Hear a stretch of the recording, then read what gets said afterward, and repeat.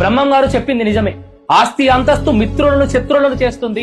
ఆస్తి అంతస్తు అన్నదమ్ముల బంధాన్ని కూడా అంతం చేస్తుంది. కానీ బ్రహ్మం గారు కూడా ఊహించలేదేమో. ఎందుకంటే అదే ఆస్తి అంతస్తు నీకు జన్మనిచ్చిన తల్లి కడుపులో కాలితో తన్నేలా చేస్తుందని, అదే ఆస్తి అంతస్తు నీకు ప్రపంచానికి పరిచయం చేసిన తండ్రిని తరిమి కొట్టేలా చేస్తుందని. ఒక్కసారి ఇది చూడండి.